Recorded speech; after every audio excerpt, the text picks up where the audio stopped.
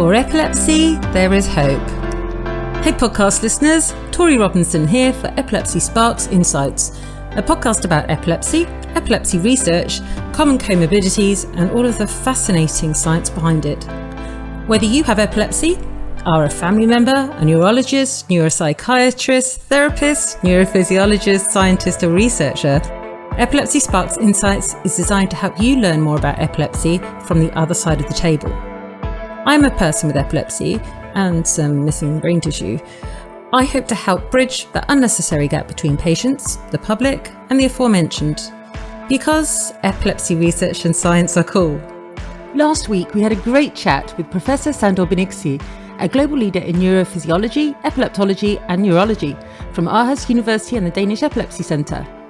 This week, we are talking to Simon Keller, Professor of Neuroimaging and Neuroscience in the Institute of Systems, Molecular and Integrative Biology, or ISMIB, and Director of the Brain Research using Advanced Imaging in Neurology, or a cool acronym, BRAIN, Lab at the University of Liverpool. If you are new to this channel, do make sure that you subscribe and hit that bell for notifications. This is a weekly podcast/video. Do not go anywhere. Stay with us. Today, I would like to introduce you to Dr. Simon Keller, who's from the University of Liverpool and does really, really exciting neuroimaging into epilepsy. He's one of the cool people that brings up like all those colourful pictures of brains. Simon, tell us about yourself. I'm a neuroimager. What does that mean in English? A neuroimager means someone who is using brain scans of some description, typically MRI, magnetic resonance imaging, to look at the brain, how it's structured, how it functions, and how the structure and function can change in response to injury or disease or disorders. We're trying to get as much information for each patient as possible, just to try and figure out what's going on and how we can predict, for example, whether someone will develop epilepsy in the first instance, whether that patient will respond well to drugs or not, or whether they will respond well to surgery or not. And that's mainly the area I'm mostly interested in, is to try to predict something for a patient's outcome. So it's really clinically applicable.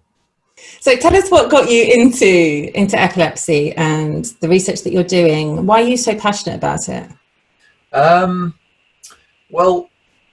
It's a good question. I think my interest in the brain all started with my nan, who had a stroke. She had 3 strokes actually, and I became fascinated by how she had what we call unilateral impairments. So when you have damage on one side of the brain, it can affect the actions on the other side of the body. And for example, her writing and her speech was really affected. And so I became really interested in the brain at that level. And then I did a master's degree in neuroscience, and it was the research project in the neuroscience degree that gave me my first exposure of epilepsy. Yeah, I had a bunch of brain scans to analyze, but also had the opportunity to go to patients' houses right across North Wales and Merseyside, and assess patients in their own homes on various language abilities. And I started talking to more and more patients. And then I was hooked. It was definitely from a patient angle. And then I managed to do a PhD in patient-orientated clinical research in epilepsy. I never looked back, really. So it was kind of that project that in the master's degree that changed everything. How interesting.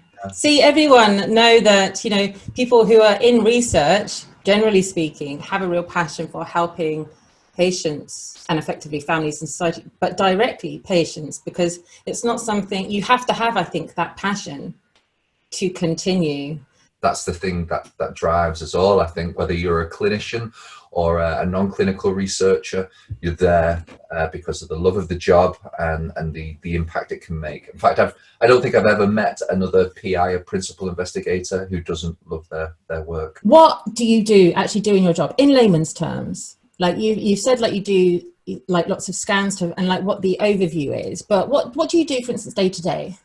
Day to day, well, it's really multifaceted. There's lots of different things we do. People like myself want to do as much research as we can, but things get in the way. like administration, and Right. we do lots of teaching. And I do enjoy the teaching because you have the opportunity to influence students. There's lots of, for example, students that become interested in epilepsy in light of the lectures that you can give. So I do like that, and that gets students wanting to do, for example, PhDs in epilepsy related projects. And is that the University of Liverpool as well? Yeah, at the moment it's the University of Liverpool. Yeah, but I've been lecturing on epilepsy all over Europe and the States as well. It's just how it goes over the years. But like I say, you want to be doing as much research as possible. I do anyway. This is the reason I got into the job, and at this time it tends to be managing people to do the research. 10 years ago I'd be there actively doing it myself, but as you build a lab, you need to, well, first of all, you need to find the money to bring people to the lab. That's always a problem, as you know, because of the lack of funds in epilepsy related research. Which is ridiculous considering how many people are affected. It's It like, yes, we need research for all sorts of things in human health, yes, but come on, humans, so many of us are affected. I don't really, well, you're making it cool to talk about and to think about, and hopefully I'm helping to do that. But I think generally, globally, it's not considered a priority because people don't talk about it so much, and the stigma, I guess. Would you agree? I 100% agree. In fact, every grant application I put in, I start off about the size of the problem with epilepsy and the fact that it's, relatively speaking, so underfunded. And this is why it's fantastic to have resources such as Epilepsy Research UK, which is dedicated to epilepsy research. But I do think that even some of the major research councils, in particular the Medical Research Council, they're listening, and they do want to fund. So I'm also funded by the Medical Research Council on looking at patients with a brand new diagnosis of epilepsy, to look right at the beginning of not just when it's patients with refractory epilepsy going to surgery, and we do need to understand what's happening right at the beginning, and people like the MRC, organisations like the MRC are helping. But still, when you look at epilepsy and the prevalence of epilepsy, you look at the statistics, you look at the amount of funds, and there's got to be a reason why epilepsy is relatively underfunded. You can speculate as to the reasons why, which I don't really want to do right now. We'll do that off camera. Yeah. Okay. But if anybody has got any ideas why you think that it might be underfunded, I think we need, when we're thinking about that, we need to look at things from the perspective of people who are unaffected as well as those who are affected. That's right. I think one important factor as well, Tori, is that I think a lot of people don't understand the impact of epilepsy on someone's lives. Right. Even if, for example, a patient has well-controlled seizures, lots of people may think that's it. That's the problem sorted. It's not. It's far from it. There's lots of issues that we need to look at. And I said this I think I make a point of talking about this in every single talk that I do, is that it is not just seizures. I would rather have a seizure every day than suffer the comorbidities, specifically that being mental health. Every single day I would not happily, but I would rather have a seizure. And I think that is rarely understood. Like you say, people think, right, you're on a few pills or one if you're lucky, and that is it, all over. Not at all. And I really think that we do need to focus more on the mental health side of those affected. And actually what was really interesting, I read a paper, well, half a paper because I can't read them very well yet, but it was about how there are signs that a person is going to develop epilepsy before they actually do, specifically as a child. And I can't remember how they found this out, if they would by chance were just taking random kids and giving them MRIs or whatever, but they would notice that there were actually differences before the epilepsy developed, particularly in mental health. Okay. I've not seen this particular paper, but this is the whole area of epilepsy research that interests me the most. It's the identification of biomarkers of something that will happen in the future, either the development of epilepsy, the development of the comorbidities, predicting the response to treatment, for example. So how do you get the people involved in your research? Well, it depends on what level. There's collaborative research with other groups that can always happen. We can have patients volunteering to be involved in the research by recruiting for various studies that are available. That's another opportunity. For students who are interested, there's always opportunities to join my lab, for example, and other people's labs doing research on different levels, whether you want to do a bachelor's degree, a master's degree, a PhD. So there's various ways that everyone can contribute, and even people on the street who don't have epilepsy or who are interested, we still do brain imaging studies that need volunteers to compare brain scans, for example, of those people to people with epilepsy. And so we're constantly advertising for those. So if anybody's interested, I mean, I don't know if this is the time or the place, but shut me up if not. But if they're interested in volunteering for your research, where do they go? It might be great if you put a link to our lab at some point. In the lab, there's contact details there for volunteering for epilepsy research. We have actually your lab on the epilepsysparks.com/labs. You are listed on there. It's Liverpool Lab, isn't it? Is that what you call it? It's called Liverpool Brain Lab. For brain, okay. The brain stands for Brain Research Using Advanced Imaging in Neurology. Dude, that's too long. So we reduced it to brain. It's not exclusively epilepsy. Okay. Because I've been encouraged to reach out, and I have an interest in, for example, Parkinson's disease and Alzheimer's disease, multiple sclerosis, and brain infections. But I'll always at heart be an epilepsy researcher, and the lab will always be predominantly epilepsy focused. Do you know what I think a great thing about, and you tell me your opinion, but a great thing about for patients and families indeed being interested in research is that it gives you something positive to focus on, especially if you know that you have refractory epilepsy. So myself, for instance, I'm pretty much, as kind of been said, likely to always have refractory epilepsy, even though I've had surgery, which was like one of the best things I've ever done. Certainly not easy, but it was one of the best things I've ever done. But I'm always going to have that fear of seizures. I'm always forever going to be on anti-epileptic drugs, which is not exactly, uplifting. But meeting other people like yourself through Epilepsy Research UK, learning about your labs, learning about what you're doing and how exciting that is, that gives us something really cool to think about, which is wonderfully distracting from all the other stuff that might be going on in our brains. So what do you think about that? Yeah, it's good that it can have such a positive effect, to be honest.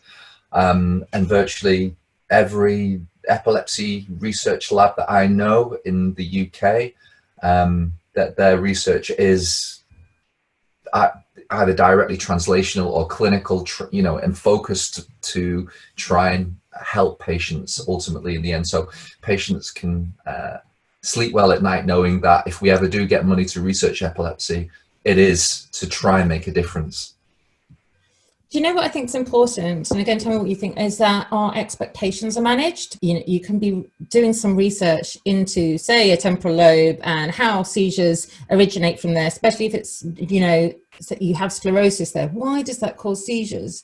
But if you find out the reason or reasons for that, potentially, which is going to be never ending, no doubt, that doesn't mean you can use the C word, being cure. Yeah. And it's a much longer road than that. What do you say? Absolutely. This is one of the questions I get asked as well. Is there a cure for epilepsy? Is it around the corner? And the problem is epilepsy is such a multifaceted disorder. We don't fully understand how it comes around, how it manifests, and how we can treat it. The biggest problem we have at the moment is that I think anyway, is that we don't see properly how the brain generates what we call epileptogenic networks. We see the end result, we see the seizures, And that's what we treat. But by the time that starts, the whole process is, you know, we can't reverse the process of epileptogenesis at the moment, and I can't see that happening over the very near future. I might be wrong. There might be people who think that no, you know, people working in translational research may suggest something else. So my goal in my research is to do something slightly different and to try and identify biomarkers, like I say, of a patient's shall we say, career with epilepsy. That's a nice word for it. Oh, great. Let me talk about my career of epilepsy. Top notch. To inform better. I mean, of course, there's always going to be new developments in pharmacological treatments with epilepsy. There hasn't been many developments recently. Ultimately, virtually all licensed therapies at the moment are treating the seizures, and there's some good therapies out there, and a lot of them work really well for a lot of patients. Yep. But to use the word cure, you need to be able to reverse the process that started the seizures in the first place, and at the moment we're not there. And especially those with brain injury, it makes me think, how do you reverse that process? Like, do you stop them from having an accident? I don't know, maybe I'm just being really, I just don't get it. Well, no, it's a good question. The brain's difficult to regenerate. This is one of the issues we face also in neurodegenerative disorders as well. But there's been some progress there as well. For example, you can use stem cells to regenerate neurons, and that's been done increasingly effectively in other disorders. We've seen some nice results in Parkinson's disease in clinical trials, for example. Who knows whether that ever can be done in epilepsy? But epilepsy is a different animal. There's lots of different causes. It can start in different areas of the brain. The mechanisms can be different, and so it's just, yeah. I think when you think about how many neurons, but then how many synapses do we have, then how many ion channels we have in our brain, like how. I think it's rarely understood that the combination of all those things interacting, plus a million outside factors and genes and everything, it's kind of complex. Yes, absolutely, very complex. Tell us about your team. Okay, yeah, the team at the moment consists of we have a couple of postdocs, one clinical fellow being the lead, and there's around about 10 PhD students and a couple of MRes students, master's degree students. And everyone other than Gilead is non-clinical, so they've come through science programs and they want to do research using MRI scans to see what's going on in the various epilepsy categories. So in particular, we have the focal epilepsies, where the seizures, of course, starting from a particular part of the brain, but we also have the genetic generalized epilepsies as well. So we have programs of research in both, and some of the students are using really advanced methods to generate pretty pictures, really pretty pictures. But of course, it's more than just pretty pictures in the research. It has to mean something. And one particular area that the whole lab at the moment is interested in is looking at how the brain is networked and communicates with other parts of the brain. And we're finding that if we can do some really nice MRI scanning, we can identify that, for example, in patients who don't respond to neurosurgery, as well as others, those particular patients have networked abnormalities, shall we say. We can actually see that in their scans that a neuroradiologist wouldn't see by just looking at their structural scans. We can run all of our computational techniques and get a classification of how well they would do after surgery in terms of having a seizure or not. And so therefore, should a patient or their carer's family be presented with that information, that could seriously impact their decision, will I have surgery or not? Absolutely, and that's the goal, is to give the neurosurgeons, the neurologists, the whole epilepsy multidisciplinary team as much information as they can to talk with the patient to decide whether surgery is the right option for them. And of course, surgery is still as you know, it's really efficacious for the vast majority of patients. Very rarely does it result in worse epilepsy, or does the epilepsy stay the same. It usually always gets better, and a lot of people think that it's underused. I had uncontrolled seizures for 22 years before surgery was even considered, which is ridiculous in retrospect. Imagine how less negatively my life may have been impacted by seizures had I had that surgery earlier. And of course, how much money would have been saved for the taxpayer, because there'd be fewer trips to A&E, I'd be on less drugs, I would possibly need to see a therapist less, all these different things, be more effective in the workplace, or, you know, it's just a ripple effect. So I really agree, like, far more people should have access to surgery, but then also that more people who are considering surgery should realise they won't be offered surgery by a medical professional if the potential benefits outweigh the risks. So it's not something that I don't think should be as scary as many people seem to think that it is. This is why it is maybe surprisingly so important to do research in the early stages of epilepsy. One goal of the research that we're doing at the moment is to, like I said earlier, identify who will become refractory in the future from the point of being diagnosed with epilepsy. Wouldn't that be amazing? And if you can identify right from the beginning who's going to become refractory, you could potentially fast track those patients, in the right patients, to surgery or other invasive measures, or just something that would help supplement the standard, taking drugs to get those seizures under control faster, because that's what it's about. We need to get those seizures under control as fast as possible. And one thing that we haven't cracked as well completely is knowledge about how to treat epilepsy as a bystander, the stigma associated with having an epileptic seizure. I mean, I've seen people in the streets having a seizure, and the vast majority of people standing around don't know what to do.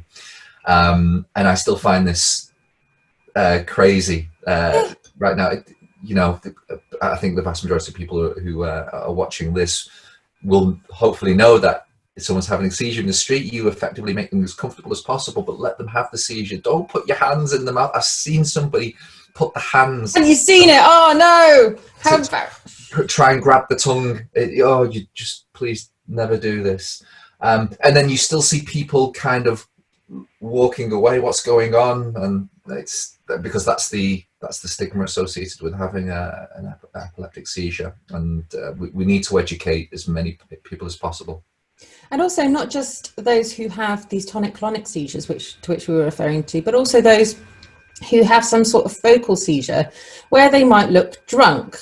And I was actually, I started with a focal seizure, then I think went through to a tonic-clonic, because I was found on the floor, unfortunately, outside a pub. And yes, I had a couple of drinks, but I'd had a seizure. And it was assumed that I was just off my face. And that's why I was unconscious on the floor, and I was locked up for the night. Now, if the police and people around me had known that actually you can't just assume that somebody is wasted, there could be something neurological behind that. I think so. It's really important that we have more people in positions of authority educated. And do you know what? And I'm totally digressing here, but I noticed that we also need to educate, and this is where I think that you can come in with your exciting research, people with epilepsy, because lots of people with epilepsy have no idea about really what epilepsy is generally. Partially that some people will avoid it because it's scary, that makes it real. Some people don't have access to information, and some people are very, unfortunately, poorly influenced by people around them, especially in certain countries, not to generalize, and it almost takes away even the idea of them looking for the research that goes into epilepsy. I totally agree. And this is why organizations such as Epilepsy Sparks and other charities have such a fundamental and important role in this. It's a resource that provides a bridge for patients. You get the basic information about what's going on as well, but also links to frontline research as well. Yeah, and ask questions, right? Because that's what research is all about, isn't it? It's questions. And yeah, I mean, I think that the more you know, or learn rather, the more you realize you don't know, which can be intimidating, but it's also exciting. And that's one of the things that I imagine drives you in your work, right? That's science. That's science. Every question leads to two questions. More questions. Yeah, absolutely. So every answer leads to two more questions, for example. Yeah, always does. And so that just shows why we need more staff, why we need more scientists, because you can't cope with absolutely everything. But then I would also say that's where patient involvement is really important, because we can help you prioritize what's important to us. Like, for instance, is it the mental health side of things? How does not just having seizures, but taking the drugs, societal stigma, how does that all impact us? And then how can you possibly, and this is where Epilepsy Research UK is really good as well, how can we channel funding for research in the right way that is going to make the positive difference to patients and families, both short-term and long-term? Yeah, there definitely needs to be a line of communication at the very least between patients and the researchers, for example, because only then will we know what's important, what's the most important questions to address. And what do you think are the most important questions to address now? And of course, I can only comment on what's amenable to my research methods, which would be very different from somebody working, for example, in a lab. So our goals might be very different, but from my point of view, it would be to better understand why patients have comorbidities, what's the underlying root of these, and whether they can be fixed. So lots of patients do have problems with memory. And this is one of the big problems that patients complain of in consultation. And like you say, some patients say that's more of an issue than the seizures themselves. And also you feel so self-conscious. It's like, I'm going to forget. And then that anxiety can make you forget more.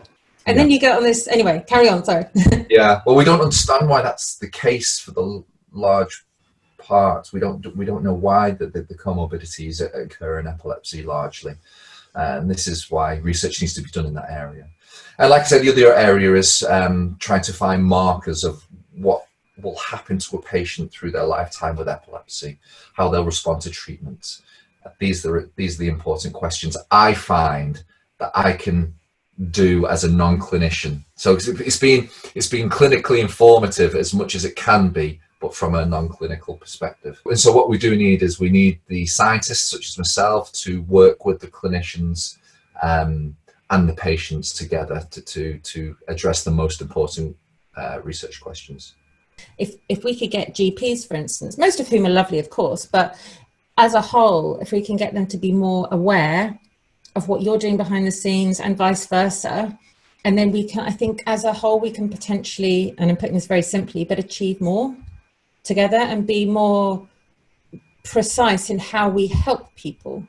There are some GPs that are taking active interest in epilepsy, and for example in the Northwest we have the Northwest Epilepsy Research Group meeting. I think there's lots of areas around the country that have the same, and we have GPs that attend, particular GPs that attend this meeting, and they have an interest in epilepsy care and epilepsy research, and they're supported by, for example, epilepsy nurses who are just amazing. Oh my God, I love them so much. Again, we need more of these guys. Epilepsy nurses and GPs who are increasing their knowledge and their training about epilepsy. It's happening, but it needs to happen on a wider level, I think.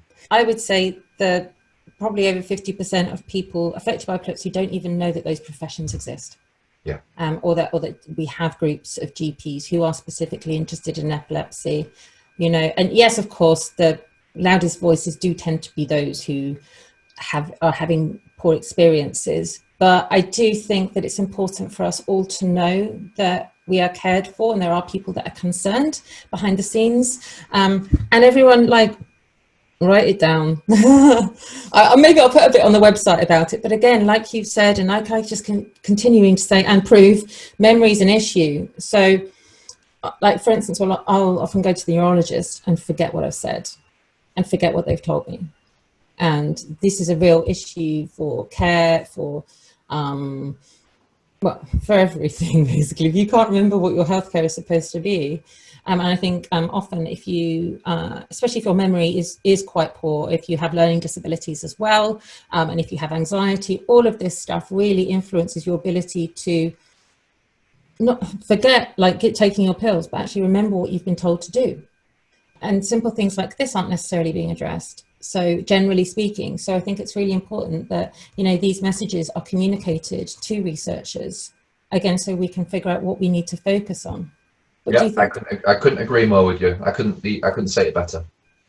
Oh, thank you. But again, this just shows why it's important for people like yourself and patients, why there has to be patient involvement, because then you understand and it gets you thinking like, oh, okay, maybe we'll redirect. Although I have to say, I completely love what you're doing, and I really, really value the work of your lab so much. And I think what's crucial for many of us patients is to recognize that research that's being done by, say, your lab right now is, like, honestly, probably unlikely to impact us imminently. But we need to recognise that people of the future can benefit from that. Well, thank you so much for your time, Simon. Thank you for giving us a lot of hope. And remember, everyone, if you want to connect with Simon and his lab, just go to, what's your URL? It ends up being a long link. Or go through Epilepsy Sparks. Go through our website and under labs, and the link is there. There's a short description and a link to your website there. That's easier. That's right. The alternative way is just to go to the University of Liverpool website, and in the search engine put in Keller, and then you'll find everything you need. Today, I really thank Simon Keller for sharing his passion for giving us all hope for the treatment of epilepsy and even the prevention, potentially, of epileptogenesis in the future. Also, I'd like to thank him for making it simpler to explain epilepsy to other people through the sharing of beautiful brain imagery. Simon has released some really interesting papers this year, actually, including one about brain aging in patients who've had surgery for mesial temporal lobe epilepsy. Check it out in the link below. Next week, I shall be talking to Professor Leigh Sander, a consultant neurologist at the National Hospital for Neurology and Neurosurgery and head of the Department of Clinical and Experimental Epilepsy at UCL Queen's Square. Follow me on Twitter, LinkedIn or Facebook, and we'd love to hear from you if you have any thoughts about today's show. Do subscribe to our podcast and know that we are always trying to improve what we are doing here for the programme. I'm Tori Robinson. Thanks for listening.